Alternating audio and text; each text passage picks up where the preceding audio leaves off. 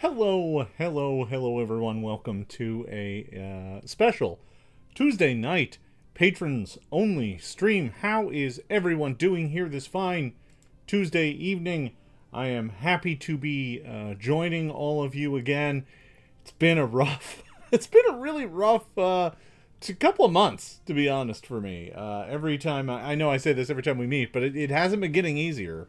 So we'll see how things go here, but I'm excited tonight to gather up and chat with all of you about one of my upcoming projects. Kind of talk about where it's at, where it's going, and give you all some inside scoop as to the status and process of the project. So today we're going to be talking a bit about Hellfinder. I know we talk a lot about Eventide here. In the coming months, that's going to start shifting up to talk about whatever I'm working on currently. Which I'm pretty excited about, to be honest. I think it'll give me a bit more enthusiasm, because sometimes there hasn't been a lot of movement on one thing or another, and when you only talk about one project and that one project stalls because you're waiting for art, or you're waiting for edit, or you're waiting for inspiration, it's easier to kind of shift to something else. So this is kind of insight into my brain and how it works sometimes, but it's also insight into my creative process and kind of some things that are up and coming. Yeah, it's certainly been a year, and it isn't going to get better, unfortunately. That's the thing that sucks, is that we're in for a pretty rough ride. But I'm going to keep creating. I'm going to keep making stuff as long as I'm allowed to, I guess. We'll see how things go. But at least in the current frame, we're working on Hellfinder. So Hellfinder is another hack of Pathfinder 2nd Edition. Many of you, I'm sure, are familiar with Hopefinder, the zombie apocalypse hack that I made a few years back. That has done, phenomenally well. In fact, it is, and I say this without any bit of hyperbole, the best-selling thing I've ever made for my private imprint. I've done well with some things over the years, sold several hundred copies of some PDFs, some little experimentations, little fun things. But Hopefinder is the one that did gangbusters, right? Honestly, kind of blew the doors off things, and is a gold seller on drive-thru, and that doesn't count all the ones that I gave away for free as part of the crowdfunding campaign. If you count all those, I think it might be the next tier up. Yes, zombies equal money. It's true. But Hopefinder is as a hack, its primary focus is to add kind of survival elements and kind of focus more on low-level play. Hellfinder's different. It's not a survival game in the traditional sense, in that you're not trying to constantly maintain your gear and find better weapons and things like that. It's not about that. It is a modern horror game. And by that, what I'm trying to say is that it's set roughly in our time frame. It's actually a few years in the future. But it is in our world, right? It's not in some alternate history. Although, I mean, technically it's an alternate history, but it looks a lot more like our world than the world of Hopefinder, which is kind of after the apocalypse. Hellfinder exists kind of contemporary to our world. The world is very similar. There are some things that are different, and I'm not going to get into too many of those here today. But the main thing is that it is a horror game. Horror is the forefront of this, instead of kind of in Hopefinder. Horror is I wouldn't call it a back note, but it is kind of more of subtext. It's like there are moments where you're crawling around a creepy zombie infested ruin, and zombies could spring out at you at any moment, but the game mechanics are mostly about survival. They're about tracking your food and your water, and how bruised and banged up you are, and how damaged your equipment is. That's not what Hellfinder's all about. Hellfinder doesn't care nearly as much about gear and equipment, although, obviously characters can have guns and armor and, bulletproof vests and, Chevy Impalas, right? They can have modern amenities. They can have cell phones. They can have, all the sorts of things you can get. But as a result, the game isn't so much about that. It is, at its heart, more of an investigation game. Getting into combat is kind of the last thing you want to do. I hearken back to Call of Cthulhu. When the guns get drawn, things have gone wrong, right? Something about the story has gone astray, and you're in a place where you don't want to be. Now, to facilitate that, the game adds 2 primary mechanics. The first one is a mechanic called stress. And when you're in stressful or scary situations, you will accumulate stress. And when you accumulate stress, it can hit a point where it hampers your ability to function. And you can bleed off stress by having kind of traumatic events happen to your character, and you get to choose what these are or when they occur to some extent. But other times they will be forced upon you by the situation. You've gained too much stress too quickly, and it results in something a bit more serious. Now that's one system that's being added. And think of stress like mental hit points, right? You will have a pool of them. If you ever reach your maximum, something bad is really going to happen because you're coming undone. It's too much for you to handle. But you can have some bad things happen to you that are kind of below that threshold. So there's that. The other system that this is going to contain is a system called trauma. Now, trauma can be both physical and mental. Trauma can arise from stress, but trauma can also arise from wounds. So when you take critical hits, you will more than likely end up with some sort of trauma. It could be something as simple as a sprained leg. It could be something far more serious like a bleeding wound. These traumas are harder to get rid of. This is a world without magic. So, in Hellfinder, if you start bleeding out, you better hope somebody has some good medic skills, some good medicine skills, and a trauma kit. Otherwise, you might just bleed to death, right? That's a serious and dangerous situation to be in. Gunshot wounds. You don't want to be shot, right? It's bad. Characters in this aren't going to get a giant pile of hit points. Getting shot is always going to be bad. You will possibly get some additional hit points, but that starts getting into the elements of character creation and advancement, which is going to be kind of the big focus here today. I want to start by just kind of talking a little bit about character creation. So that's what we're going to focus on here today.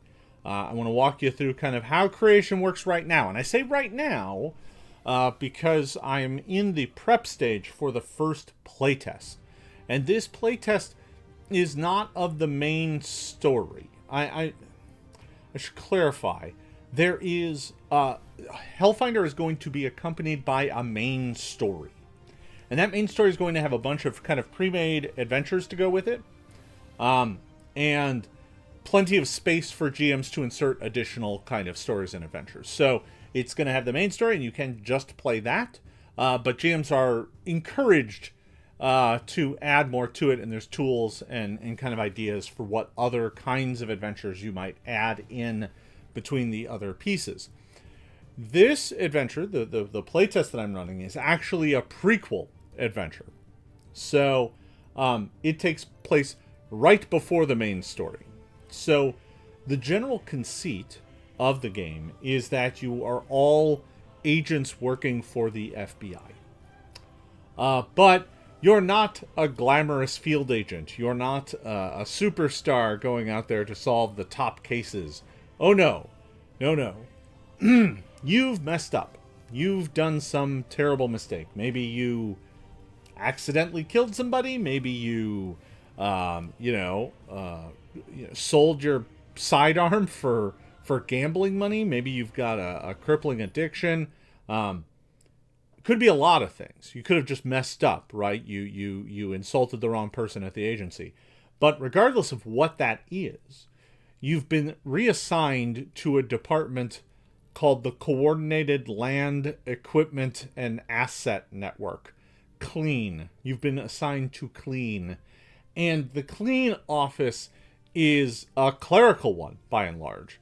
Your job is to go through massive files of receipts and mission logs and records to look for government waste, to identify places where perhaps the government is still paying money or needs to close out an account, and rectify those problems.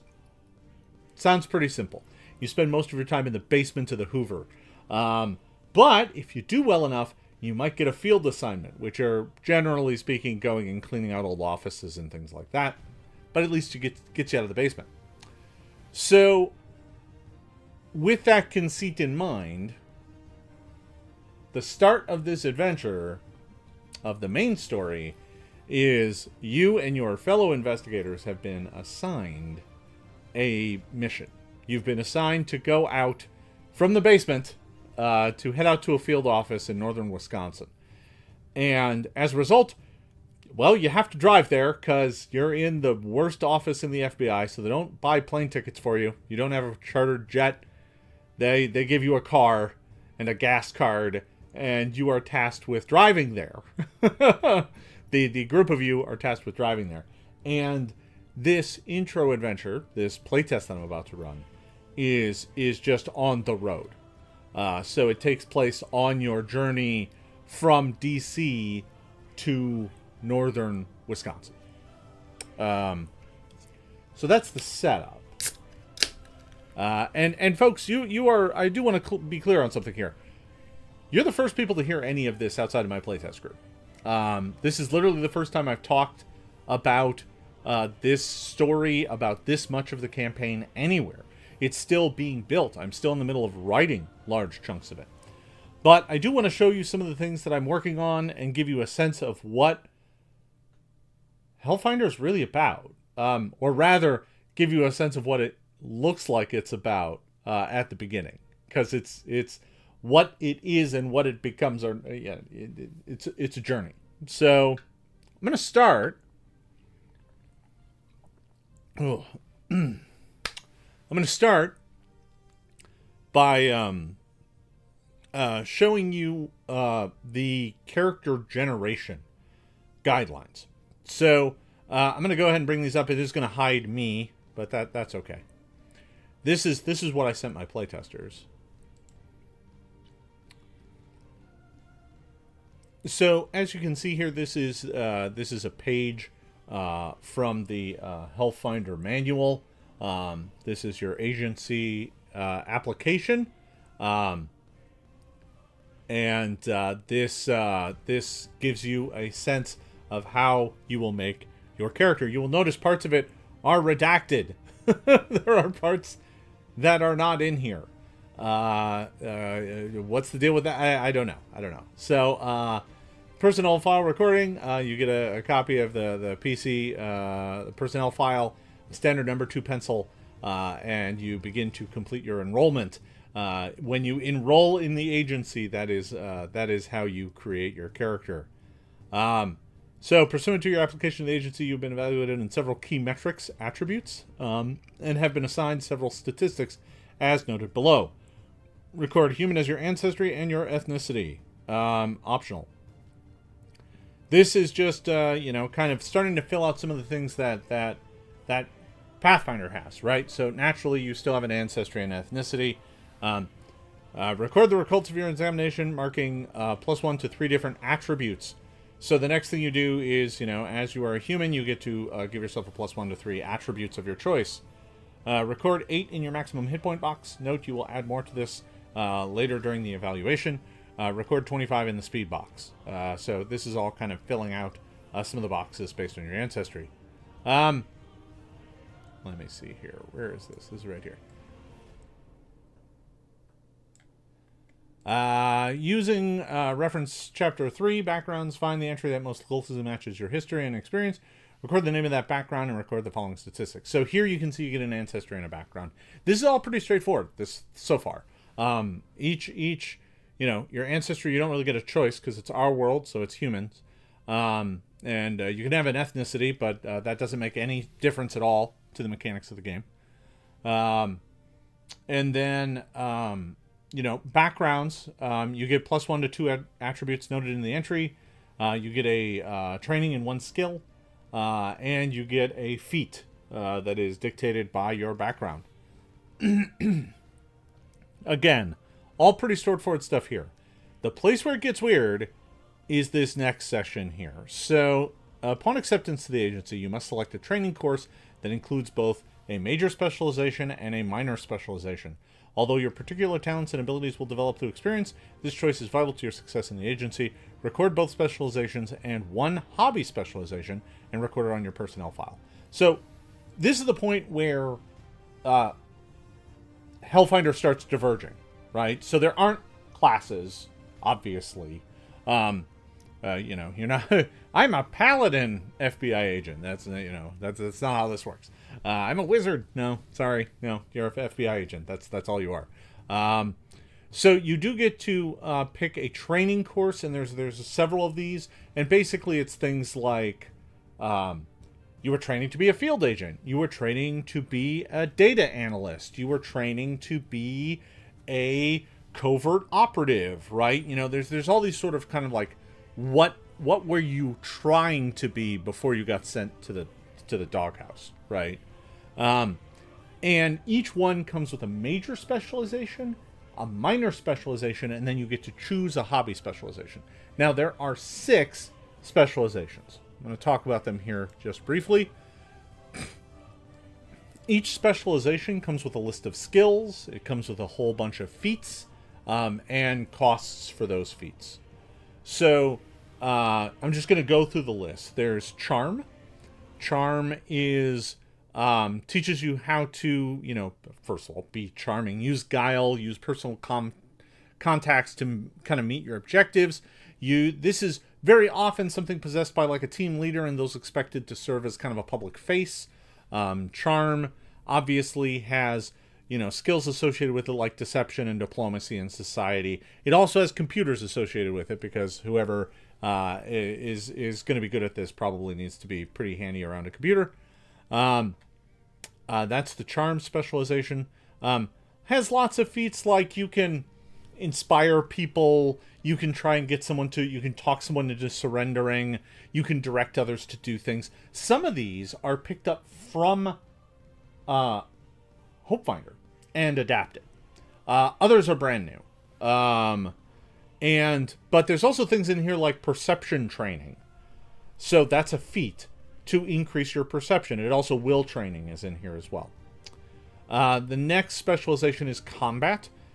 No surprises here. This contains a lot of your combat abilities. You get, advanced students learn combat readiness, competency for various weapon groups, and various forms of martial arts. The skills on this one are acrobatics, athletics, intimidation, and stealth.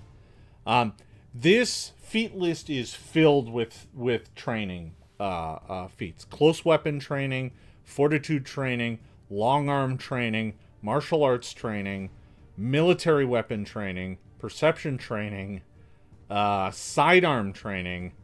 All of those are in here. But there are some others as well. There's, covering fire, duck and cover. There's feats that let you do kind of different things. Do precision shot, quick reloads, quick shots. One thing that's in this game is because firearms are so ubiquitous, all firearms come with a snapshot penalty, but you can remove that penalty by taking one action to aim. So if you don't aim, you take the snapshot penalty. If you do aim, that goes away. Some weapons on top of that have an aim bonus. They're accurate weapons, but you have to take more time to line up the shot. So think of a sniper rifle. Sniper rifle is a terrible weapon to snapshot. It's got a lot of recoil. It's a long barrel. You're basically kind of holding it slung under one arm, and if you pull the trigger, God only knows where the bullet's going to go. So it has a very large snapshot penalty, but it also has a good aim bonus. So if you take the time to reduce the snapshot penalty to 0 and continue aiming, you can get a bonus on your attack roll because it's a sniper rifle. Then there's something like, frankly, like, a submachine gun. Right? Think of your Uzi. Those weapons aren't. Aiming with one of those almost doesn't do you any good. They have very little snapshot, but they also don't have much in the way of aim.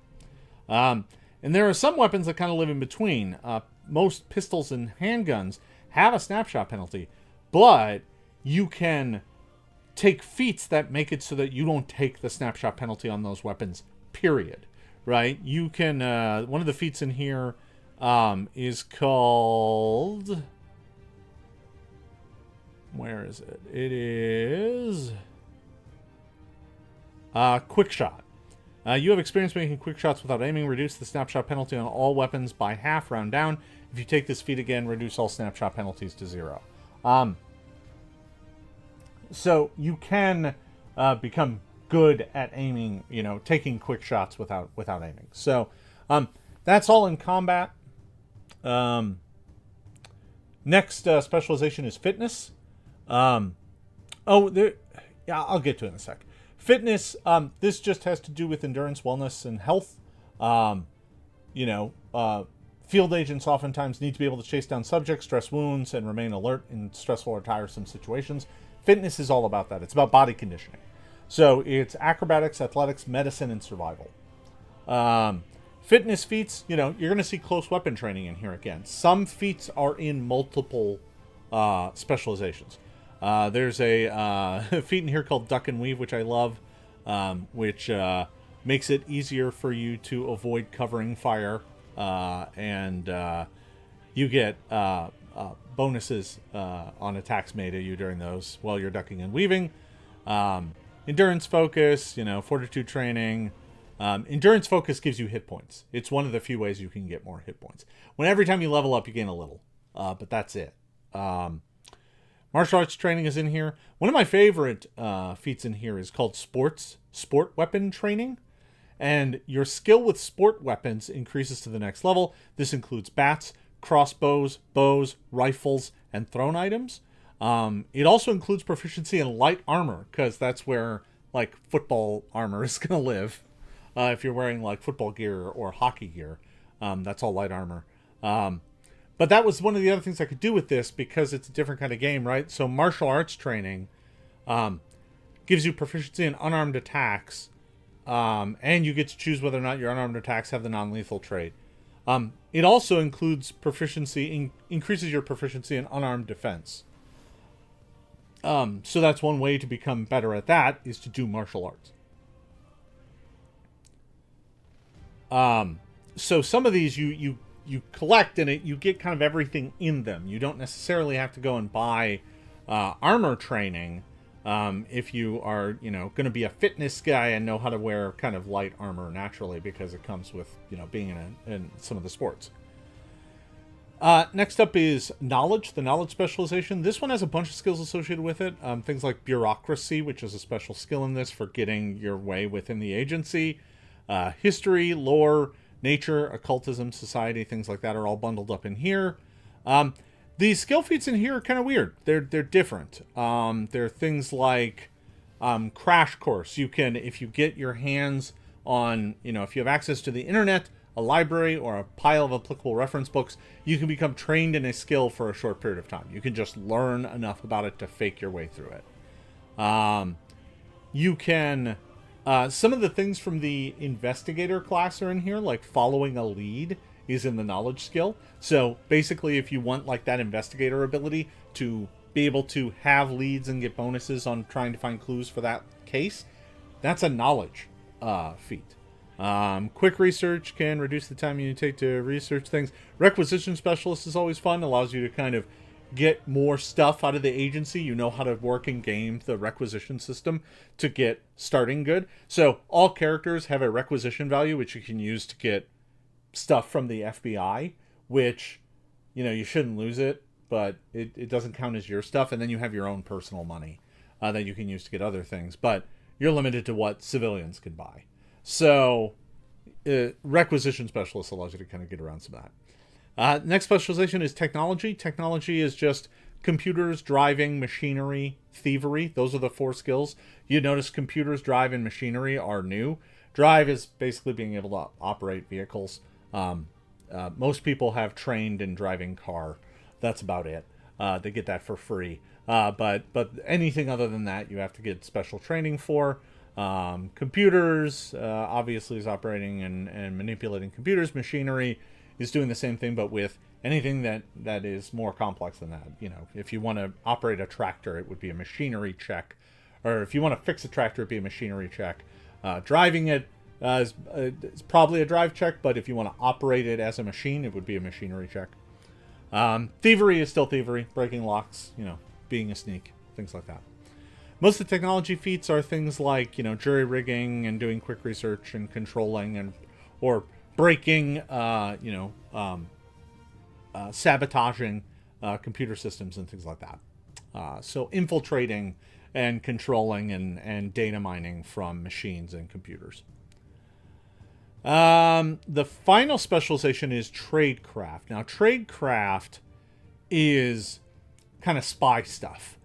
So the skills here are deception, performance, stealth, and thievery. Hot wiring a car would be machinery. Picking the lock would be thievery.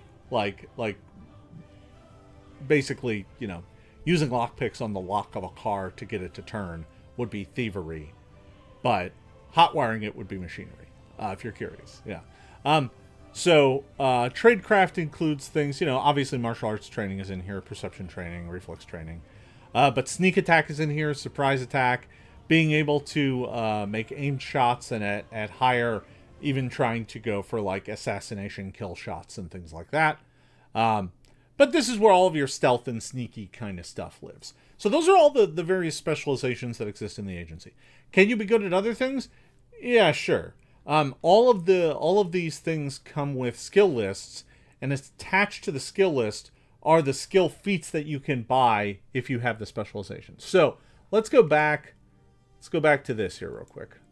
So you record your training course. So let's say you want to be a standard field agent.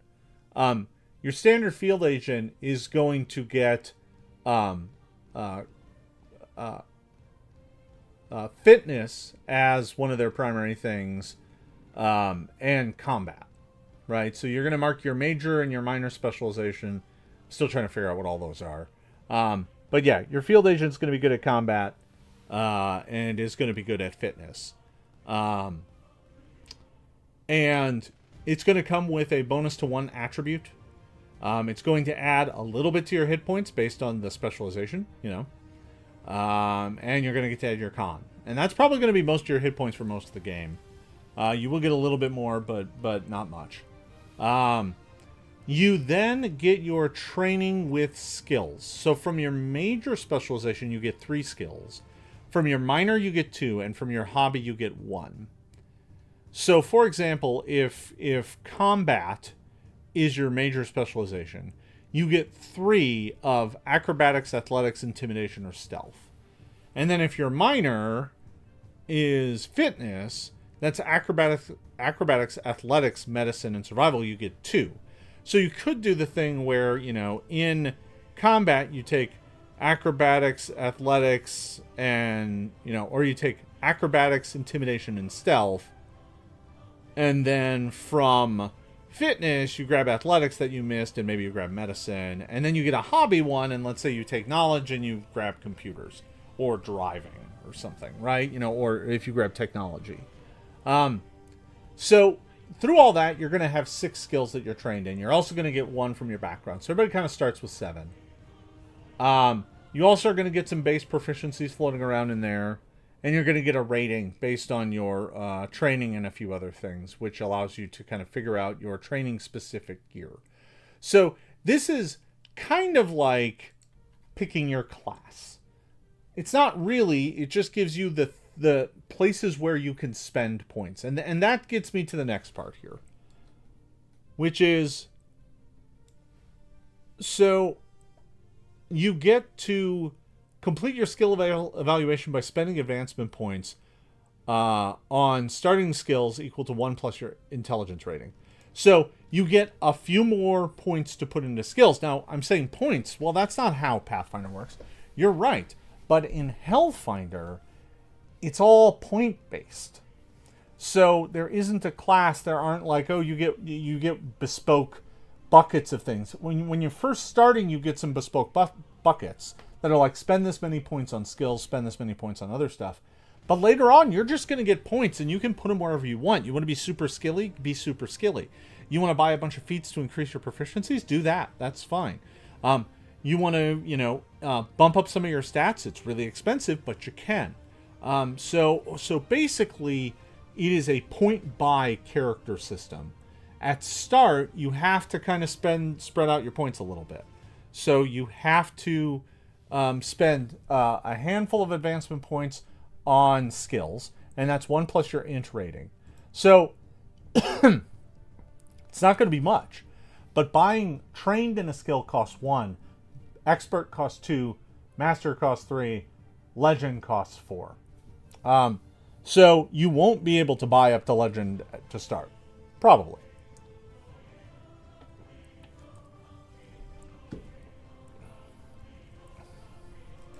Then you get 12 advancement points to spend on feats. So feats, you have 12 points. So when thinking about some feats, let me just give you an example. Close weapon training, which includes blades, clubs, axes, basic melee weapons. To buy the trained rank costs 2. Expert is 4, master is 6, legend is 8. The same goes for most of the weapon training groups. So, military weapon training, sport weapon training, martial arts training, all that stuff goes 2, 4, 6, 8. Some things are a little bit more expensive, some things are a little cheaper, right? So, everybody starts trained in fortitude. Getting expert costs 6. Getting master costs 9. Legend is not something you can buy. At least not with this stuff. Things like, I've learned how to duck and cover only cost 2. There are some things in here that are floating around that cost 1. Each specialization has the skills and lists the skill feats that you can buy and how much they cost. So not all skill feats from Pathfinder are available. Some don't make any sense, obviously. But let's say you're getting athletics from, and you have combat. With that, you can buy assurance for 1 point, combat climber for 1 point, hefty hauler for 1 point. Quick climb is 4 points. Quick jump is 1 point. Quick swim is 4 points. Underwater marauder is 2 points. Now, what's interesting is athletics under fitness has a slightly different list. It has assurance and hefty hauler, but it has powerful leap for 2 points and rapid mantel for 2 points. But it doesn't have underwater marauder, and it doesn't have combat climber, because these aren't things that are taught as part of fitness. They're taught as part of combat.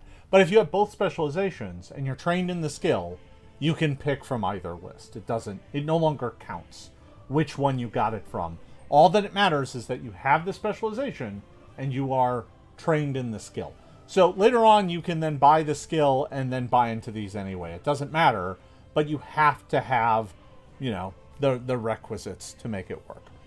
But if you only have combat and you don't have athletics, you only get a subset of the feats that you can buy. Things like, being able to sneak attack costs 3 points to get 1d6 of precision damage. You get an extra d6 when you spend 5 points, and then another d6 when you spend 7 points.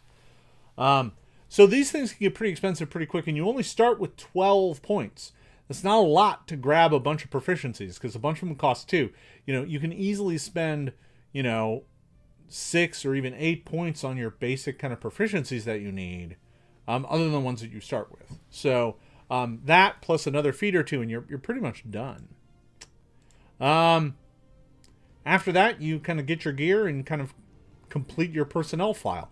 That's kind of it, right? But later, you're going to be able to come back in and buy these things. And you can buy things that aren't on your specialization list. They're just more expensive. So that's kind of the key measure here, is that, your characters starting out are, frankly, you're pretty new in the agency and you're flunkies. So you don't have all the training you necessarily should have. You're not seasoned field operative. You're, in fact, a bit of a mess, and maybe on the way out. So that's kind of the basics of how the system works, at least in terms of character creation. Now, once you're done with this, you're going to have a bunch of skills that you're ranked up in. You're going to have a bunch of, saving throws and armors and weapons and things like that you're skilled at. And you're going to have some feats that are the things you're good at. And that's kind of it, right? Your end result is a character that frankly looks a lot like most Pathfinder characters, right? You're going to have initiative, and you're going to have perception, and you're going to have, an armor class and things like that. The difference is, the place where this becomes really different is when you start looking at some of the fine-grained details. One, your hit points are, at first level, they're going to be kind of comparable, but over the levels, they're not going to really go up all that much. Your AC, as it was in Hopefinder, wearing things to protect you gives you damage reduction. It doesn't make you harder to hit. As a matter of fact, many of the armors make you easier to hit because you're slower. You're wearing bulky armor. It makes you easier to hurt, or easier to land a hit on you, but it reduces the amount of damage you take every time you get hit. And that's really important because, frankly, characters in this game are pretty squishy, and you don't have a lot of healing resources. So if, the characters get pretty hurt, on a mission, that, some of those wounds, especially if they get traumas are very hard to heal. Some of them take time. Some of them there isn't an easy way to fix without surgery or without, significant amounts of rest. So if you're in the middle of an important mission and your character has a sprained leg, yeah, I guess you're going to have to live with a reduced land speed and a penalty on acrobatics checks for a while. That's just what you're going to have to deal with.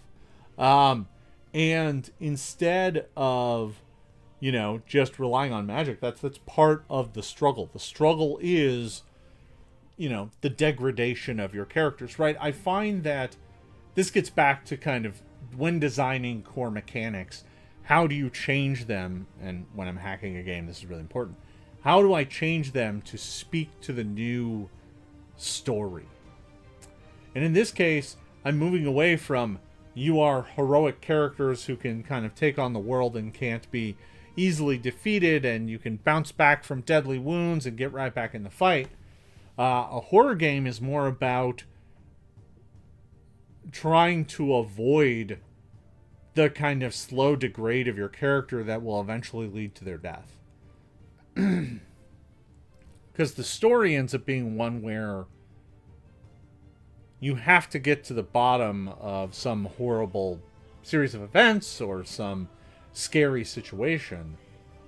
And the push-pull comes from, we have to solve this, but at the same time, the deeper we get into it, the more we get hurt, the more we get traumatized, the more fragile we become, which makes the next encounter even more dangerous.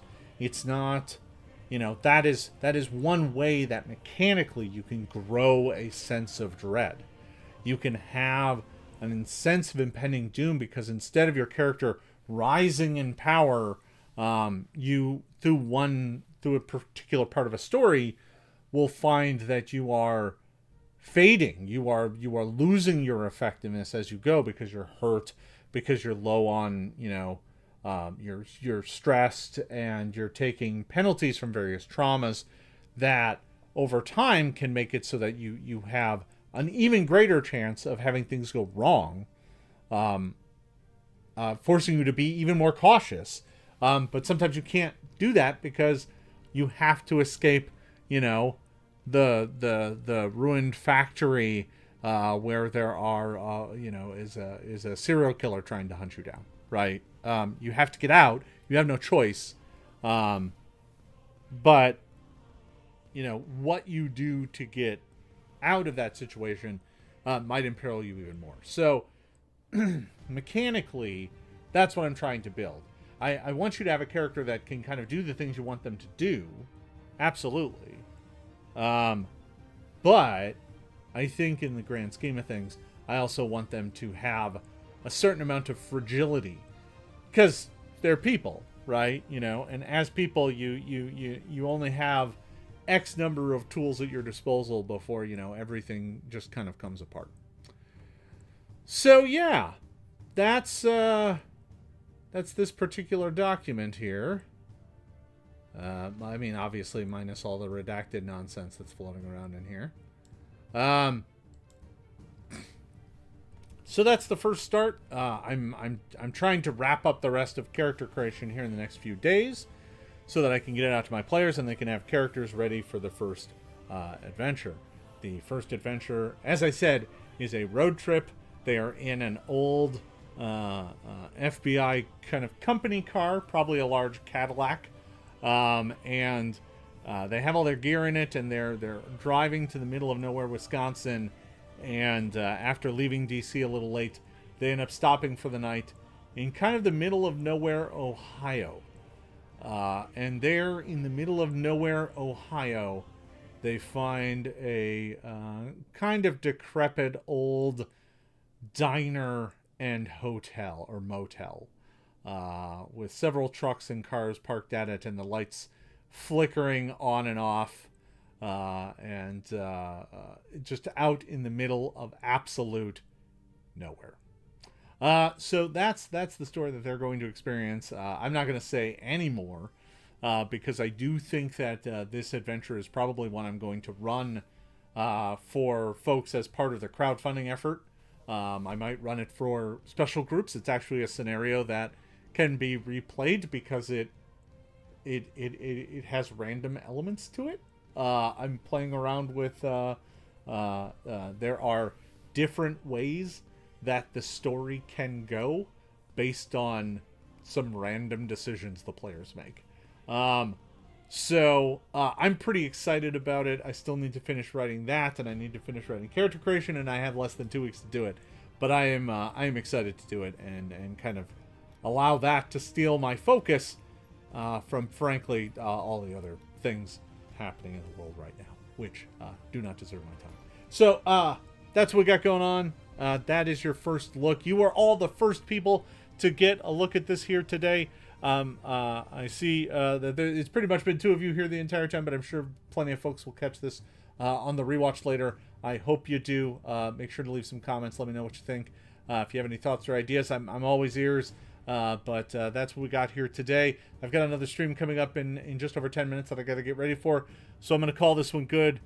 Thank you for your continued support, folks. As a reminder, this is a no-charge month. I'm kind of doing some makeup since the past months have been kind of a void for me. So this is a no-charge month. I'm hoping that by next month, I'm going to have the Patreon kind of reassembled to be something more broadly applicable to everybody. I might wait until January to do that, but we'll see how it goes. So yeah, fun. That's what I got for everybody here tonight, folks. Thank you for watching. Thank you for your continued support. Take care of yourselves out there, and we will see you next time.